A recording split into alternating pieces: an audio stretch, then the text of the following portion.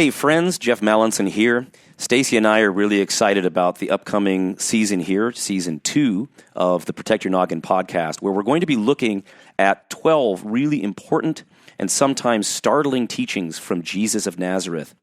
And we want to look at Jesus and what he said in a way that perhaps is an attempt to get at this thing and to get at his teachings with fresh eyes, looking to Jesus as if we're looking to his teachings for the first time, not just going through all of our backstory, whether it's our own engagement with religious communities or with what we had heard Jesus was about from other people. It's not that those things aren't helpful. In fact, they're very helpful and certainly very interesting. I completed my DPhil at Oxford in the history of ideas in the church. That is, the history of these intellectual developments, specifically in the 16th century. I find them really, really interesting. At the same time, there's a way in which we sometimes lose sight of what this whole movement was from the beginning. Now, I'm here at Surf City, USA, Huntington Beach, California, where Stacy and I sometimes take our little truck camper, and we have a pass, so we get to sit out here and watch the sunset, and we wanted to have you come along with us, and hopefully it's not going to be too loud and not too distracting. But for us, it really puts us in a good spot, because in many ways, when we were translating during my sabbatical that we just concluded, as we were traveling around the country, we were also trying to understand Lao Tzu's Tao Te Ching, and with various resources, we were putting together our own interpretation, conveying what we think Lao Tzu is saying in that text. And as we did, we realized, man, you know, some of these things are things that Jesus also said. Sometimes Jesus said them really, really well, sometimes maybe better. And so as much as we were excited about that, we wanted to go back to the guy who started this worldwide movement, now called Christianity. But who's this Jesus and what did he teach? Who's this show for? Well, hopefully almost anybody could get something out of it. But there are three types of folks that we really care about connecting with in this study over the next several months. First, we're interested in helping people think through Jesus' teachings who had been in a Christian community or a community that was carrying the name of Jesus. And they want to understand what went wrong. Is there something still that Jesus has to offer as a way of life and understanding of heaven and earth? Is there something that he's got that can help us outfox religious wolves? Perhaps religious wolves that came and did us harm in the name of Jesus. Is there still something from Jesus that can help us, and get this, outfox those religious leaders that come in his name? Or how can we escape unhealthy institutions that have his logo and think that maybe they're the only ones who've got the copyright on his message? We want to get to his message. It's not that profound in any other sense that we're going right to the source and trying to kind of, for a moment, separate out some of those other things that might have gotten in the way. Secondly, we're hoping that this will be very helpful for people who are in communities of faith, specifically Christian communities, and folks that are so excited about what they're finding that they want to also protect themselves and their children from people misusing it. I mean, this is important. This is something that you find in yoga and all sorts of walks of life. When there's somebody who is maybe not the best character, and they find out that you really care about something, that something is medicine to you, something is healing to you, something's helpful. Well, if they can use that to control you and perhaps to manipulate you, well, they might. And so it's not that we're looking at this primarily to criticize churches or religious people that love to talk about Jesus and carry, his banner. It's to say that maybe precisely because you're in one of those spaces, you will want to have equipment and lessons in outfoxing religious wolves. Sometimes in my classes in Christianity intros, I'll talk about it as defense against the dark arts. That is, sometimes you study theology because you want to go and be a church worker or a sage of your own, right? Hopefully you'll all find yourselves to be sages in this great teaching of Jesus. But it might be that as you're exploring these things, you find that you want to have a grasp on this Jesus' teaching in such a way that anybody who comes along and wants to take away those core teachings and replace it with something else will not be able to do so very easily. Just as we thought about, in Harry Potter, the defense against the dark arts, there's something there that we think is important and helpful for us to learn about. And in the case of Harry Potter, it's magic and, probably not real, right? But here we're looking at a way in which we can also defend ourselves against people who take powerful spiritual medicine, magic, if you will, some kind of potency, and use it against our best interest. And so we're not trying to come at this in a negative way, but we do want people to be safe, because one of the things we found over 20 years of exploring religious education in K through 12 schools and into college is that, a lot of times people, when they're taught things in bad ways, when they're taught in authoritarian ways, they learn maybe something that they think is true, but they get there in a way that doesn't help them practice those critical thinking skills. And when you do that, then people are more susceptible to manipulation and various forms of abuse. There's a third group we're really interested in, and that is non-Christians, people that don't identify with the Christian religion, who are really interested in maybe some things that Jesus taught. And we're hopeful that you will see in these 12 teachings some very important and central messages of Jesus that you could take with you if you're the kind of person that's interested in Lao Tzu like we are, or Socrates, or Plato, or Aristotle, or any of the great sages from the past. Hopefully you will be able to come along and get some stuff out of Jesus that would even help you, if it's not in a religious community, maybe just help you with your parenting and your in-laws and the ways that you're frantic in life and maybe worried. In my 20 years of teaching, I have found that there's a lot of folks who spend a great deal of time talking about religious celebrities, sometimes favorably or not so favorably, or St. Augustine or St. Paul or Plato, and the way Plato might affect the way we think about God, or certainly Martin Luther if you're Lutheran, or John Calvin if you're Reformed, or Thomas Aquinas if you are Roman Catholic. But in each of these cases, as much as those folks have something to offer, and in fact, I studied that when I was in grad school. That was my doctoral dissertation, looking at the history of the intellectual life of Protestants in the 16th century and how they used philosophy and science. It's really interesting stuff, but that shouldn't get in the way of something really interesting that Jesus himself taught.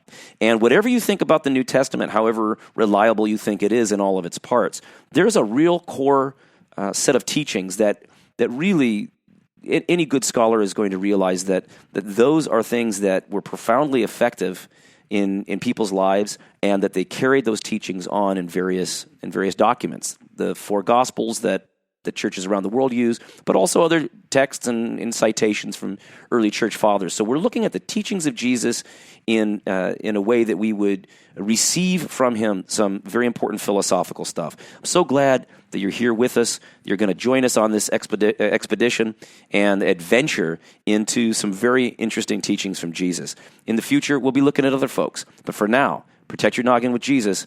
Jeff and Stacy coming to help you do so. All ahead. Thanks a lot. Let's enjoy it. All ahead 1/3. Aye, aye. Stand by to dive. Diving stations. Dive. Anchor down easy. Welcome, friends, to the Protect Your Noggin podcast. We offer lessons in outfoxing religious wolves, and sometimes we will address emotionally difficult subjects, so make sure you pay careful attention to our descriptions of each of the episodes, and then also have some resources handy, such as the crisis text line. That's one of our favorites, which is 741-741. That's 741-741. Now, just take a deep breath, because we're not afraid to go deep. But don't worry, because we'll also have some fun along the way. Our plan is to help us all resurface with insights and tools to help heal ourselves and our communities. So come along, because we got this. 0 degrees. Right rudder. 0 degrees. All ahead full. Ready to go. Aye, aye, sir. All ahead full.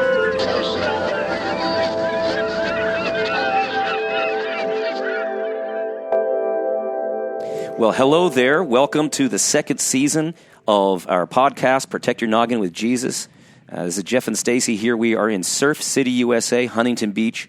We've got our truck camper behind us. This is one of our favorite places to write and be creative, and we figured this would be a great place, even though it's January, to kick off with you And a little windy. the new series. Yeah, and Stacy, you're not feeling great. No, in fact, I've been sick for a couple weeks now. Kept thinking my voice would get better, but now we'll do this even though I'm still kind of, I'm on the better end of it though. You'll forgive also every once in a while some hot rods go behind us or a Lamborghini that's from a place called Karma down the way. And I always think that's interesting. Are they saying that they have good karma, which led them to have these Lamborghinis? Or is it a warning, right? Like, don't misuse this. I don't know. It's bad car. But we're so glad you're here with us. We are looking at this really 12 chapters that we're doing with a study book that we've got coming. That is something you can find at protectyournoggin.org. And that is where we're going to be going through 12 important teachings of Jesus. And we're starting this one with a really interesting narrative. It's Jesus' encounter with two women, which is really interesting in its own way. Mary and Martha. Yeah. And we call it, Stacy, what do we call in this We call chapter? it Put Down the Dishes. Put down the dishes. Each of these is going to be something that sounds counterintuitive, or maybe something that your church mom did not want you to consider, but really here it is. We think about religion very often as something that's kind of a chore. And so here's Jesus saying, can be, yeah, yeah, so sometimes. here he is. So maybe, Stacey, kick us off. What is the verse that we're using? Yeah, so we're using Luke. It's chapter 10, verses 38 through 42, and this is from the NIV. And I'll go ahead and read it. Verse 38, as Jesus and his disciples were on their way, he came to a village where a woman named Martha opened her home to him. She had a sister called Mary who sat down at the Lord's feet listening to what he had said. But Martha was distracted by all the preparations that had to be made. She came to him and asked, Lord, don't you care that my sister has left me to do the work by myself? Tell her to help me. Martha, Martha, the Lord answered, you are worried and upset about many things, but few things are needed, or indeed only one. Mary has chosen what is better, and it will not be taken away from her. So, I just love that one. It's really a great place to kick us off. absolutely. Because I think that's something that so many people that I know that have kind of ghosted churches, they didn't leave because they were atheists. They just got so worn out and they just stopped going. Yeah, yeah, in fact- because it was so hard to get through, all the work. Yeah, and often with us, like, we tend to be pretty involved in our churches or have been in the past. Yes. And so there's a lot of times where, we made really good volunteers, but yet it did get to the point of a little bit of exhaustion for us, and it took its toll. So, and partly too, because not only that, but you've all often been in leadership positions, Right. as well. And so, Or in a leadership position that's tangential to this church or that, right? Yeah. But we do that. We kind of get in, and then when we get enthusiastic, if we move to a new town, then people say, then they tend to find that the folks who are willing to volunteer end up getting kind of pulled into so many other volunteer areas, and that's really good for community, and we like doing that. But it is also sometimes where then you feel uncomfortable if you haven't been able to hit the Quilters Club and the sock drive or whatever, and you kind of start to feel guilty about going to church. That is true. Yeah, well, you feel because you feel guilty of what maybe you're avoiding when you feel like you can't do something. But the main point of this whole lesson here, and as you're writing it down, is that Jesus invites us to put down the burden of religiosity, the burden of the things that we think we should do when we're doing church, and instead focus on what's important, focus on what he's teaching and listening to him. That line is so amazing where he says, Martha, you are worried about so many things, but there's really only one thing that matters, and it's right here.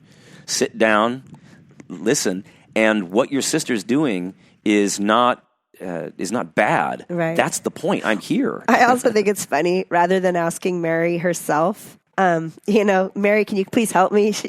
Jesus, can you make Mary help me? It is a way that religious people tend to use God. God's like this stick that I'm going to use to get my kids to behave or to get other people to come, maybe out of guilt. And we don't always do it initially with that intention, but it does start to put a little bit of pressure there. And I think for a lot of the freshmen that I've had over the years, they weren't angry about maybe their religious church experience, but they did want to get a little bit of breathing room because they saw it as something that they were forced into rather than something that they came to with wonder and excitement and astonishment at the teaching.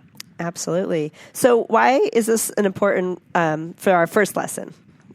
Well, I think everything else is going to get a lot more intense, right? Like there's some teachings that Jesus has that are really difficult. It's hard to understand, what's going on here. Yeah. But it also is, I think it's also hard to take this teaching seriously if you really pay attention to it, which is it goes against everything we think religion wants us to do. We want to climb a ziggurat or prostrate ourselves a certain number of times or meditate for a certain number of hours, and then we will achieve enlightenment or salvation or whatever the religion offers. But here we find that I think that this is a really important metaphor for the way churches sometimes get in their own way. That like all this religious stuff that Martha's doing, she thinks like that's what being a follower of Jesus is being frantic and running around and trying to get everything in place.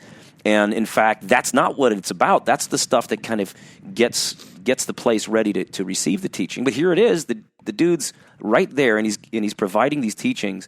And I think, to that big point, Stacy, in the 20 years that we've been involved in church-related education, religious education, so often we're dealing with Martin Luther or John Calvin or the creeds, or even Paul in the New Testament. We're looking at St. Augustine. We're looking at Thomas Aquinas, maybe even C.S. Lewis. I mean, I think there's probably more Christian kids that go deeper into the writings of C.S. Lewis sometimes, at least over the last few decades, than they do with Jesus. Now, I know everybody's got their Bibles and they got the highlights, but some of it gets kind of routine for us. So what you're saying is sometimes we're listening to all these other surrounding things besides Jesus himself and what he's saying, right? Yeah, and that's not so much meant to be a criticism as something that I think we just experienced ourselves. I mean, having taught in theology, I know that even amongst scholars in the field, unless you're doing New Testament studies and specifically the Gospels, very often we're all caught up in these other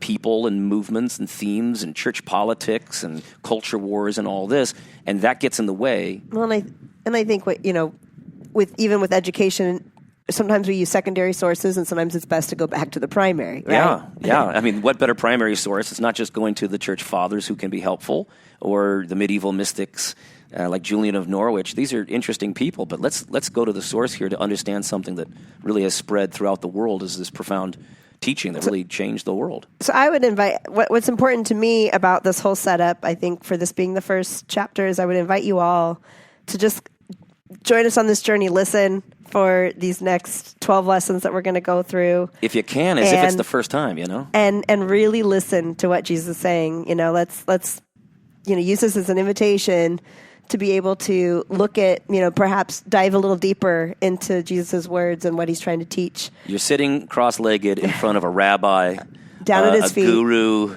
a sage, a philosopher, a revelator. This is if you take it seriously, or even if you just come with some skepticism, this is something to behold and listen to, and then judge for yourself what profoundness there is. And if you could set aside what you think it is to be or do church for just a little bit, whatever your other teachings might have, and just keep an open mind. Maybe you won't. I don't know. Maybe you won't agree with everything we say. You should definitely keep thinking through everything, but just keep an open mind as we go through this and really listen to what Jesus' words might be here.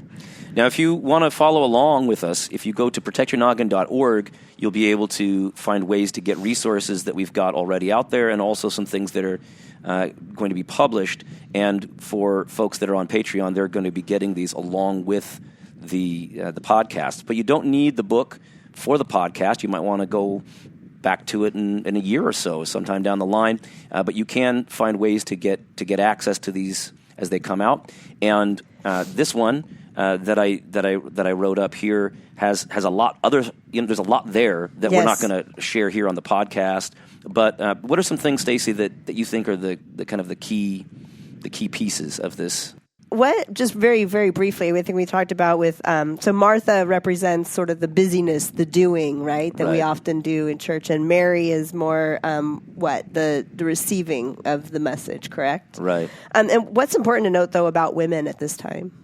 Well, first of all, the idea that they're going to be sitting there and disciples along with the men. In this case, we don't hear a lot about any dudes in the scene, and that alone is just profound, right? Like that I think sometimes we get the impression in our churches that we should tell our little girls, be modest. That's an important thing, and then you go do the soup while the dudes do the Bible study. And I think, how was that for you, Stacey? I mean, I'm sure, growing up, we grew up in the evangelical church. We did Bible studies. Yeah. No, I myself, I am very interested in like philosophical ideas, spirituality, and the religion itself. And that I never really appreciated being kind of pushed aside to go do some busy work, And stuff that needed to be done or whatever. But that fundamental idea that the kids are going to be segregated out sometimes, Right. at least, I mean, maybe it's not the same anymore. But certainly in our youth, we would have Bible studies for boys and girls, right? We'd all do it. But there was that sense in which when the real meat of the thing was happening, that was the dudes sitting down with the Bible open, and the women are going to be in the kitchen. And this idea, I think, is the empowerment of young women, because in many ways, one of the things that has really motivated this study for us is the ways in which young people, and very often, unfortunately, young women, have been harmed by this ethos, this authoritarian ethos that didn't teach them to think for themselves, and that had an effect on who they dated, whether or not they were able to kind of see when folks were not being folks of integrity, but they might have been in positions of power, right? And so kind of putting the religious stuff aside for a moment and say, you and Jesus are having a conversation here. There's something to be learned. I Right. think is really important. We mentioned in the study how religion can be both good and bad for your health. Can you give us an example of each? Yeah, I mean, well, certainly religion, folks have said that, having a community in psychology, right? They'll look at this and they'll say folks that are more active in religious communities have less depression, less addictions, because they've got this support network. So that's really Community, yeah. Well, the same's true for cults. You know what I'm saying? They got an ethos, they've got something going on, and so. But yeah, so people are searching for a sense of community and belonging, right? Right, and so that could be very, very helpful. And in fact, in many ways, I think that as reluctant as we are to get too deep into communities where there's a very heavy burden of participation, and that if you're not participating, sometimes you'll get criticized. I think that at the same time, the flip side is really important. That whatever the teachings of Jesus are, it's really important. At least for the first disciples in the early church, they said, what are we going to do to live according to these teachings in a world that's really set up against it? That is, these are very hard things to follow in a world that is filled with competition, violence. Jesus says, don't be violent. Here we are. We live in a world that's violent. So the church, or as a community, was there to get together and say, let's support each other in living a different way, a world Right. inside of a world, or a kingdom of unconditional love in a world that's very conditional. So it's really, really helpful in many ways. But it's also very unhelpful in that religion, if you want to think of religion in the bad sense, religion is all that stuff that we do to help us remember that profound moment when we had insight or a spiritual experience or something, so that we so easily turn these really powerful moments in our lives into these kind of superstitious Right. chores and rituals, and all of that stuff Well, becomes you see the it thing. in baseball. The guy taps his, hat or whatever, or Baseball is very superstitious. or even in gambling, people that had like a lucky charm of some kind, they got to make sure they have it. And so it turns into all these tasks, right? Just to make sure to try to get back that magic, or, that goodwill, or whatever it was that got you, the good karma. a lot of religion does kind of have an OCD type flavor to it, right? Where it's just like, okay, I got to make sure I do these little tasks to make sure that God's not angry with me, even though you know that the teaching is all saying that God's loving and all this, but you just want to be sure, you know. But religion can also be very dangerous in that if you teach the religious truths, the things that you think are very important and are true, if you teach them in bad ways, then it kind of trains people not to think for themselves, and they're very susceptible to future forms of abuse and manipulation. So you mentioned in bad ways. So, like, can you give an example of a bad way? Yeah, I mean, well, first of all, saying, you know, believe this or else, right? Like the appeal, it's an informal fallacy, the argumentum ad baculum, appeal to the stick. Believe this or you're going to go to hell. Well, that ain't no way to start listening to what Jesus has to say. Now, maybe a better way to say it is you're in a living hell, you probably know it. Is there a way out of this? Right. That's a different maybe way of thinking about it. But the idea that that there's some kind of fear-based motivation to learning it. In any kind of fear of punishment or hope of reward, I think that's often associated with religion when we think of religion in the negative sense. Yeah, and you've kind of you mentioned here that religion is like a tattoo or a rock band T-shirt in the study. So what do you mean by that? Well, the thing about tattoos is that in the earliest of human history, that's kind of what they were. They were religious.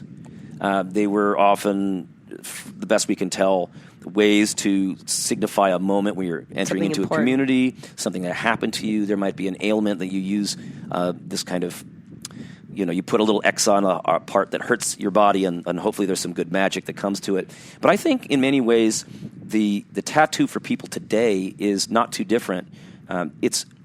Folks have these profound moments in their lives, maybe the death of a child, maybe, you know, they were in the military and they crossed over a certain line, and just to commemorate these moments. I know a lot of people that go on trips and they'll get, you know, the same tattoos together these days, but it's something to say, I don't want to forget the powerful moment that I learned something, and I don't want to forget what I learned. Right. And I've got tattoos. You're thinking about getting some tattoos. We're not against them, but just as a tattoo isn't the experience itself, the things that we do in religion are themselves not the experience itself. It's something that helps us to remember. Right. And in fact, the very word for the Eucharistic feast in the church, the Eucharist, or this feast of Thanksgiving, is in fact to go back and remember Jesus. Now, for Catholics and Eastern Orthodox and Lutheran kids, it's more than that. It's this kind of the presence of God there in the midst,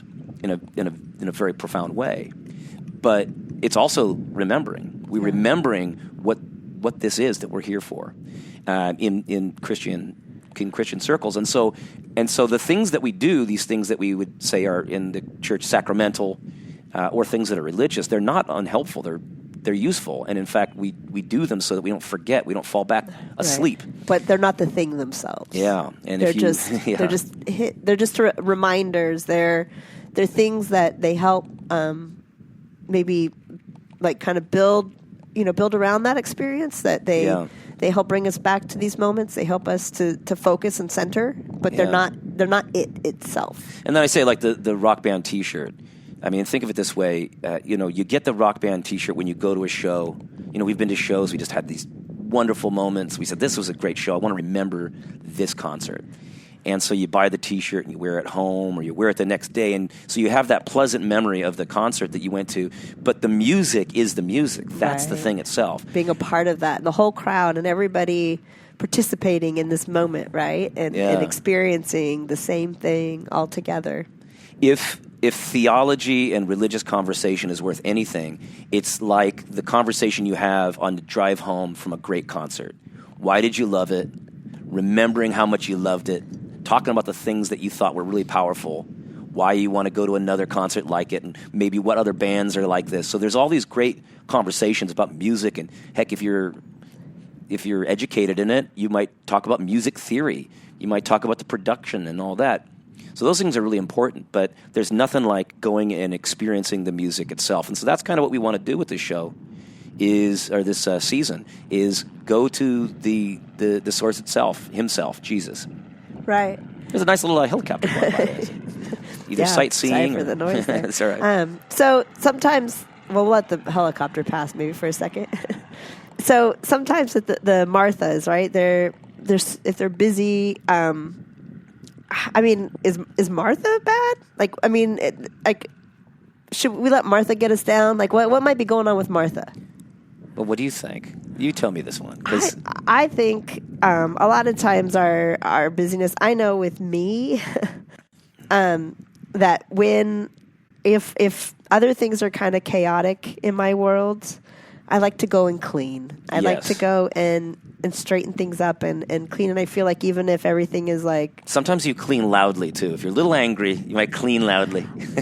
No. I don't mean to, Okay. for the most part. I mean, usually, honestly, it is about just. But you're trying to bring order back. I'm into your trying to life. bring order in my outside world when I feel like my inside world is pretty chaotic. And so, so for me, the busyness of getting ready or whatever is about one.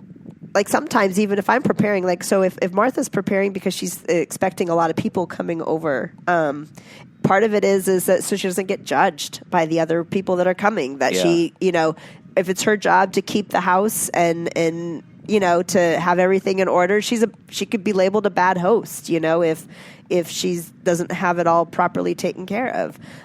So not to be judged by others sometimes can be part of it.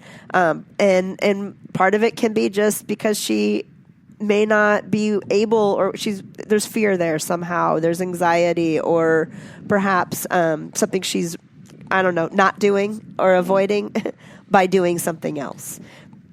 Thank you. Yeah, I didn't want to answer it straight up because there's a way in which we have to have a great deal of compassion for the Marthas in the world. They're doing what they think is the right thing. Yes. They're also sometimes bringing an uncomfortable vibe into the community, right? So it's understandable that that's how you're experiencing things.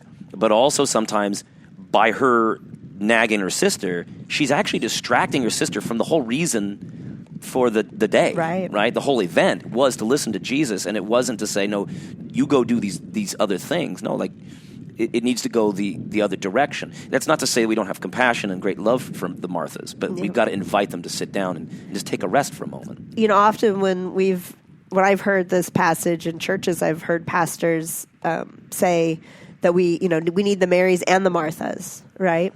Would you say that is true in this passage? Is that what is at the heart of what's being talked about here? There's other places in the New Testament where they say, hey, we're all different parts of the body of Christ, right? So that's a great metaphor. That's really helpful. But it's no, I think Jesus is saying that the way of Martha is misguided. It's not that you never do the dishes. Sometimes kids, do your dishes, but doing the dishes and complaining that other people aren't doing the dishes when the feast is already prepared, metaphorically here, right? Like there's probably some food to still be made, but it's I think this is a call for everybody to say we don't just have the right to sit down and rest for a moment. It's actually good for us, and it's what Jesus invites us to do. It's the teaching of Jesus is to not be so addicted to the external workings. Right. And that leads us to another part that I think that we mentioned in the study is the part of like where you're trying so hard that you fail.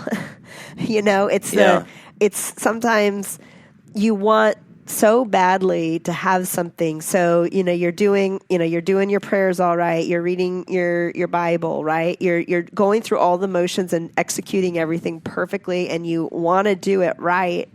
But then yet you miss the whole point. Yeah. And really the whole point is often you find these deep truths, the deep spiritual moments through the stillness, through the listening, right? Yeah. Through meditating, through letting go of everything that keeps us so busy in this world or that builds the experience, right? If you let that all go and just open your ears to what it is that you are to hear. It reminds me of we were watching The Crown. Yes. And the is it what would they call? It's not a pastor, right? Vicar. The vicar there. He's doing his sermon and he's standing there going, and those who have eyes to hear. Those who have eyes to see. But and see ears, not. Yeah, but see not. You do it because you do a better. No, you got it. And ears to hear. But hear not, and noses, and then he pauses, and like he doesn't know what's going to come next, right? And it's like because he's not, But smell not. he has to look at, and he goes through his notes, and he finally finds where he was, and says, "But smell not." And it's like, of course, that was going to be the next part of it, But he was tired of it. he was so And- tired, and he wasn't even caring or listening to what he was saying. He was missing the whole message. Not having for- ears to hear, that's a powerful Yeah, concept. yeah, And it's not just something absolutely. and I think really, as much as I love the kind of Anglican experience, we had a lot of fun when we were in England, going to the various cathedrals and the choirs of the Oxford colleges, that there's that beauty to it. But sometimes you start to zone out on what the heck was being said. Yeah. Jesus and the Pharisees, Yes. right? What does Jesus and the Pharisees have to do with sort of Mary and Martha as you see it? Because I know it's an important point. Yeah, I think really in many ways, I think the story of Mary and Martha is kind of an allegory itself for Jesus versus the Pharisees. The Pharisees' whole point was... Wait. Are Pharisees bad people? I hear so many terrible things about the Pharisees. Yeah. I mean... They were hassling Jesus from time to time. But no, I mean, I think, Jesus, when he says, you have to have a righteousness that surpasses the Pharisees, he meant it. They were generally righteous people, and they were very religious people, and they wanted to purify the land. And they thought that they were always going to suffer under occupation. They were going to, be defiled by the presence of the Romans so long as the Messiah wouldn't return, that there wouldn't be a new kind of Davidic king that would come and liberate them from Rome or whomever else. And the idea was that you needed to make the laws more strict so that you could put a hedge around what was the actual law. So you're not supposed to take the Lord's name in vain. Don't say Yahweh and misapply it. Well, one of the easiest ways they thought to do that was just don't say Yahweh. Right, Just say Adonai or the Lord. Or, don't do work on the Sabbath, but also maybe don't spit on the Sabbath. And all of this because then you're moving dirt. And all of this, they wanted to shape the people up so they could be ready for the Messiah to come, right? Yeah, I mean, that's the idea. God won't show up to his people in Israel until they clean up their act. And what Jesus is doing is reverses the whole thing. He says, no. Don't spend all this time getting ready for me. Open your eyes. I'm already here. Don't spend all your time trying to build a human kingdom. Wake up, repent, turn around, come to your senses. The kingdom of God is already here.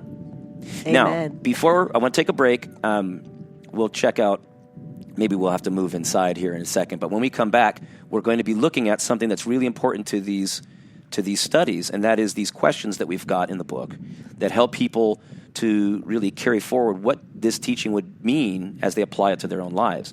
And in many ways, we hope that if you want to use these studies, use the verse, a basic understanding of it, and then the questions can hopefully carry 45 minutes of conversation. What we hope is that instead of going into all the details, that you'll sit down maybe with your family, with a dear friend, maybe with folks in your own religious community, and you sit down and you look at some of these questions and just let those questions carry the conversation.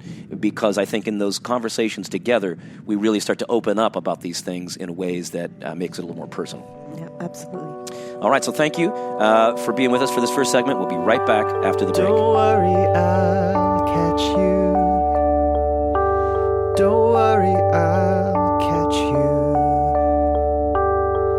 Don't ever worry. Your arms in mine.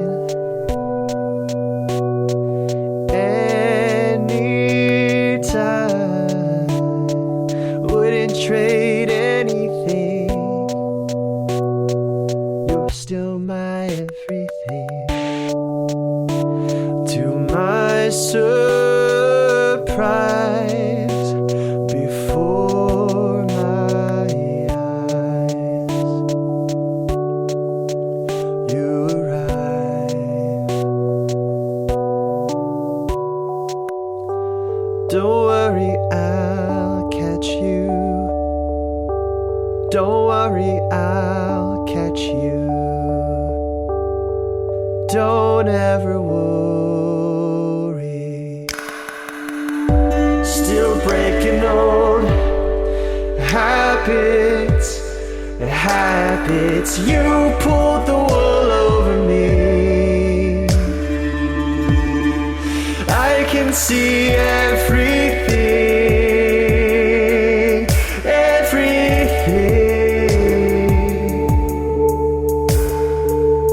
Remember it, cheeks removing.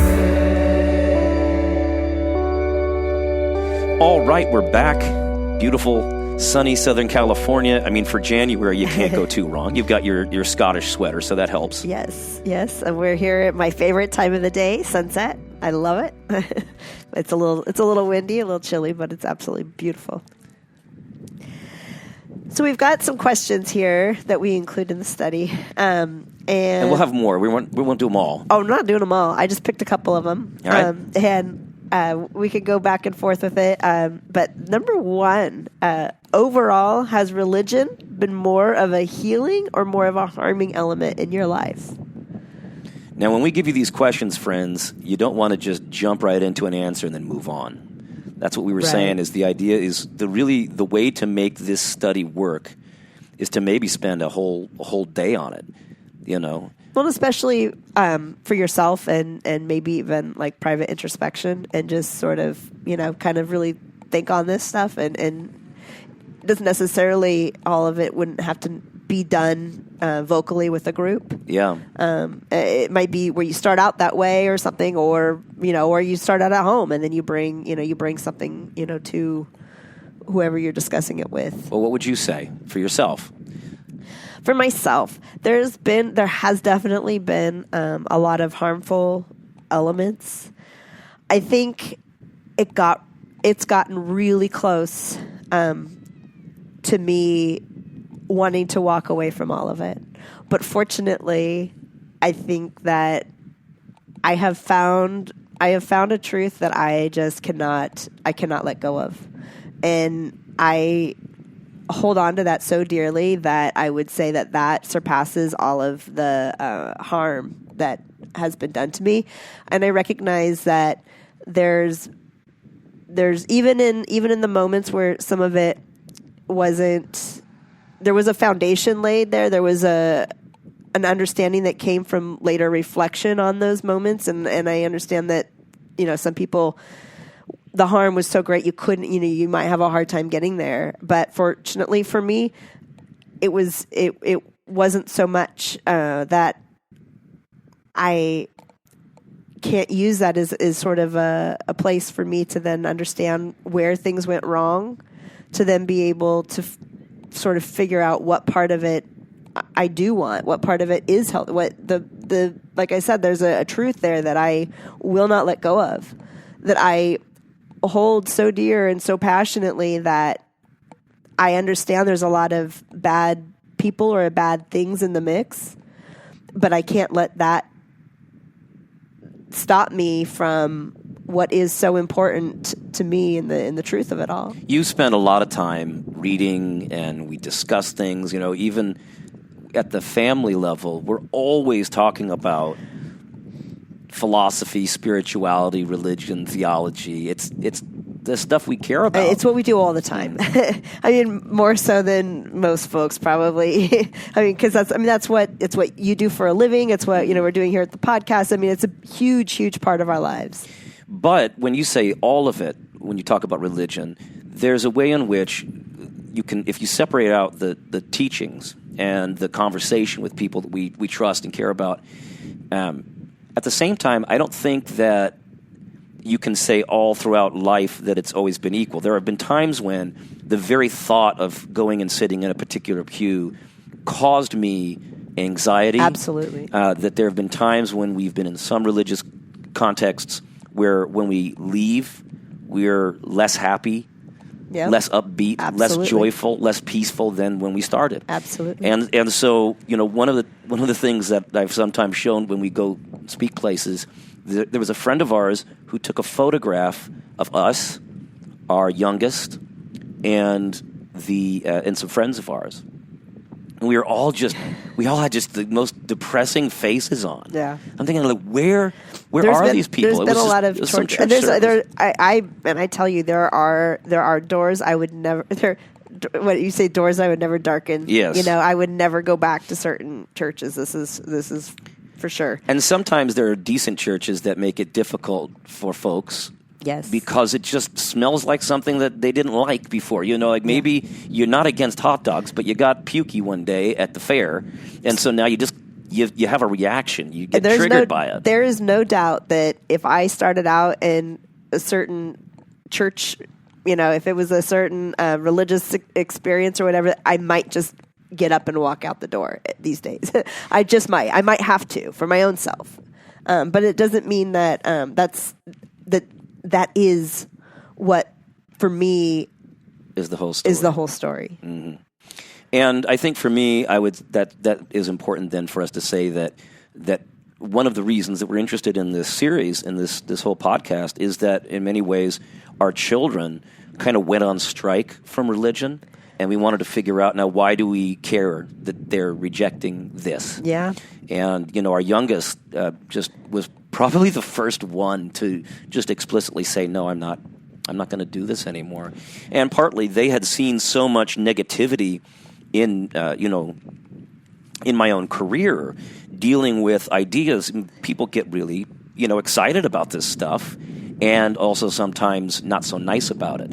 And so when he then started poking around online and he saw what other folks that were in the religious theological circles that I was in were saying online sometimes, and the way they were behaving with one another and their values and sometimes their politics. Yep. I think the political situation has caused our kids not to trust religious teachers because they seem often to be concerned about things that are more kind of cultural, not in the best of senses, but political stuff. Right. But political in the petty sense.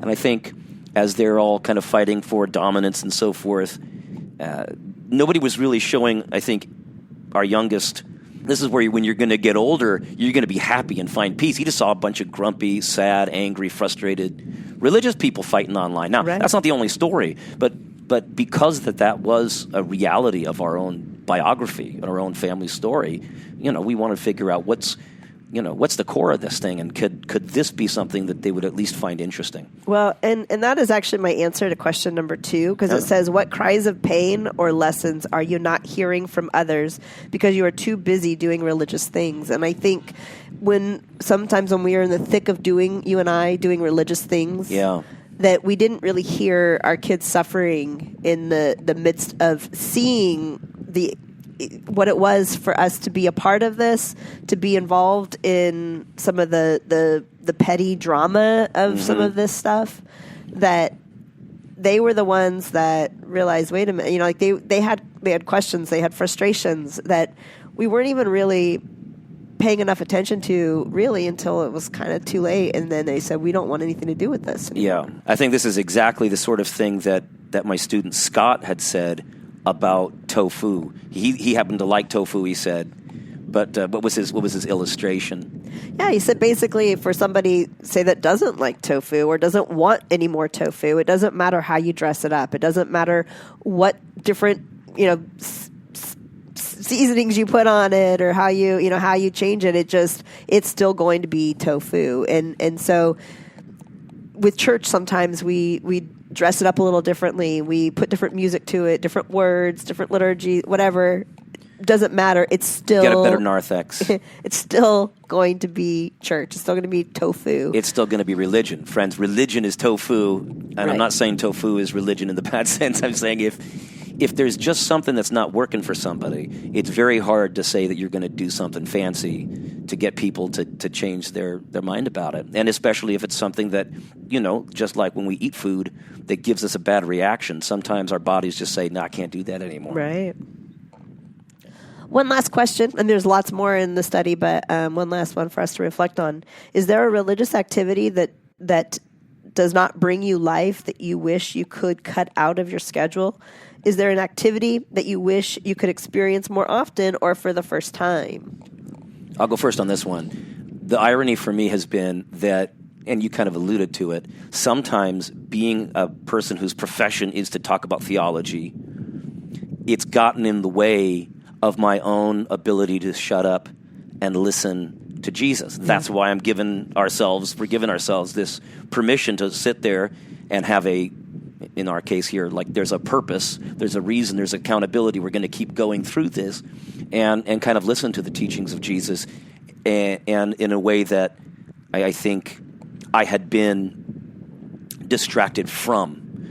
Being an administrator, worrying, when I was at Colorado Christian University, what is the relationship of American evangelicalism to political power in the country and to political issues and all of that? And fighting those fights, I think, were important, but they also sometimes got me thinking about things that weren't as important, Right. So I want to do less religion, even if my religious stuff is intellectual religious stuff, not just, that other thing. And the thing that I want to add more in my life is to say, giving myself some space to let that stuff kind of go, to cut some of that stuff out of my life and spend more time doing things that help me to really be engaged with my neighbors that are hurting in what you might call more charitable ways, but not just to kind of do volunteerism. We do stuff all the time, but to really be able to develop strong and important relationships with folks and communities that are doing good stuff, that are really changing lives instead of just talking all the time. I mean, look, I'm the worst. I hate this about myself. I talk too much. I'm a paid talker, so it makes it more difficult. It's like, having a drinking problem, being a bartender. I mean, that is, kind of my situation. But being able to take a beat and to be a little bit more reflective in my own life on what this stuff means for me. What about you?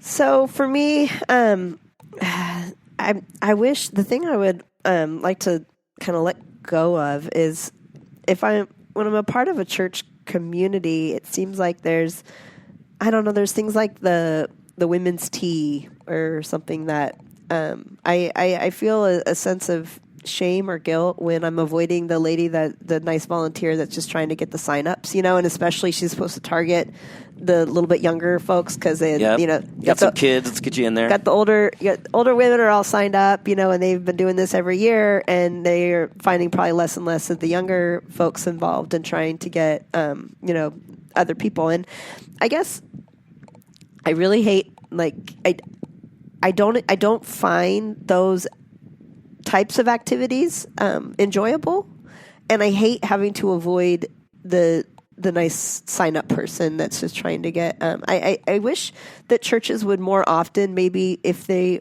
find a lack of involvement with certain age groups, maybe going to those groups and asking what kind of activities would they like to participate in that they could do together, rather than, if the whole point is a sense of community, you really kind of need to see what the community wants rather than scheduling the activity and then trying to make the community come. Now, we grew up in the shadow of Rick Warren's big Saddleback Church. And in some ways they did that. They said, well, what could we do to get you to come to church? And I don't think that's exactly what you're saying. I mean, because we've talked about this. Not coming to church, but I'm saying if you want to be doing activities together, if you want to bring the generations together in a positive, life-giving way with having conversations and being together with one another, I'm talking about that. What are those activities that we could do together? So that's the kind of thing is, I think, rather than a lot of churches, they have things that they've done from year after year after year, and then they just try to get all the signups, and they sometimes struggle with getting the people involved. And maybe what they're asking them to be involved in is the problem, and not that they don't necessarily want to hang out with everybody else. Yeah. And I think also giving people the respect, young people the respect that they are people that have opinions, and inviting them into that. I mean, that's how you can, I think, get folks a little bit more engaged in the good sense. Like we're hanging out with our kids' non-religious friends. and our kids, and we're talking about Jesus all the time. We're talking about spirituality and church history and all this. We talk about that all the time, and it can get really lively because we don't think we're doing something religious. We're actually asking these questions sincerely. Right. We're not taking it seriously. We might be playful, but we're being sincere about it. And I think that's important. This is not a show, friends, that's going to try to tell you how to fix your church and make it real sellable. It's to say that there are reasons why people need these communities and these conversations can be very, very healing. What is it that is healing? Let's do more of that. And let's feel free. Let's give ourselves the freedom to cut out stuff that maybe was great for a time, but we just don't need to keep doing it. Right. When we look back at this first episode and the first lesson, what are some key themes, Stacy, even just kind of brainstorm real fast before we sign off, on what folks that are interested in helping themselves and their children and people in their communities do to protect their noggins, right? To protect themselves from bad religion. I'll start with one, and that is don't be so religious. Yeah. Right? Like, be human beings. Be together. Don't just make this one big chore. Right. Another thing I would say is kind of open your eyes and be aware of the religious practices that are happening at your church. Like, you really kind of, sometimes we don't question it. We just kind of like see what's going along and really be a part of it. Understand what does it mean when this is happening. One of the things that was actually kind of a struggle for me, but it was really good, was when our adopted daughter Mana, when she had converted to unofficially, yes, yes, officially convert. She got baptized, yeah. But yeah. Anyway, we've taken her into the family. Right. So when she would go to church with us, she always had a million questions, like, why is this happening? What is going on here when you're doing this or whatever? And sometimes, I never even thought to question, some of those things. I never even thought to ask, what is the purpose of this prayer right now? What is the purpose of, the pastor doing this? And so I would say, look at your religious, your service, all of, what your church does, and just sort of look at it with open eyes and some of these things are going to be really good, but maybe there are some elements that are unhealthy and should be questioned. And what we said earlier, what is it that these are saying about gender roles, expectations of children, people's ability to think for themselves, legalism, and your priorities? Because what a church's priorities are, it can be a sign of actually what they are worshiping. They're sending a message.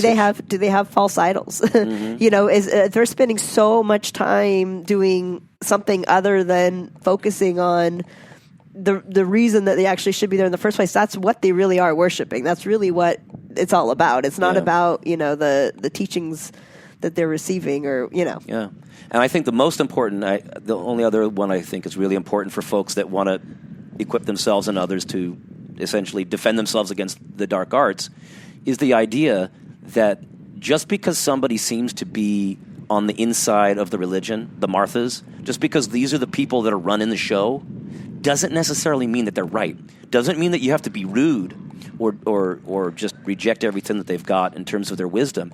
But it's often the case that we need to tell 13-year-old girls and 17-year-old boys and 55-year-old whatever, we need to tell everybody that they have the privilege and the freedom and the liberty to come in and say, I'm going to go straight to the source, and I'm not necessarily going to agree or have to just follow everything that everybody else thinks that this religion's about. Right. Maybe they get the chance to look at this stuff on their own. That's what we're going to do together. Yeah, and the one last piece that I would offer is, and again, it kind of goes along the same lines as what I was saying before, but it's slightly different, is when people do come to you, especially if it's like your children or whatever with questions, don't take those questions very seriously. Oh, yeah. And don't just dismiss them and give them pad answers or simple. And if you don't know the answer yourself, then you guys go to work together on it to discover the answer. If you have questions yourself and you're getting dismissive answers from your leadership at your church, that's a sign that there's something wrong there. Yeah. Continue to go seek out the answers to those questions that you're asking and find the answers that you need to hear. Because I think that too often when something becomes too difficult, it's easy to just laugh it off or dismiss it, and when it's a hard thing to work through, right? Yeah. And don't let yourself do that. Don't, just make sure you take it seriously and really seek the answers, because they're there. Take our minds seriously, take our children's minds seriously, and the whole world, because what we're doing, friends, is we're moving away from this oppressive understanding of what this is all about, the religiosity, the legalism. That never really did many people much good. Right? No. All on a journey to find peace upon peace.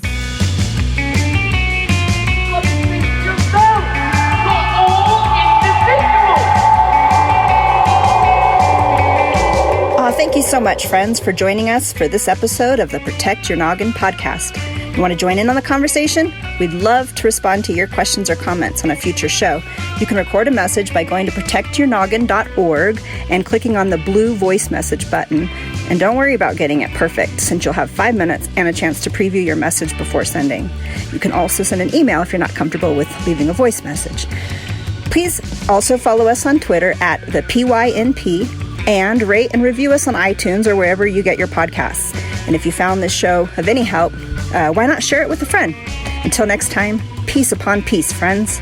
But he said there wasn't any leather. He said I was going out of my mind. Not going out of your mind. You're slowly and systematically being driven out of your mind. Why? That's because you found this letter no too much.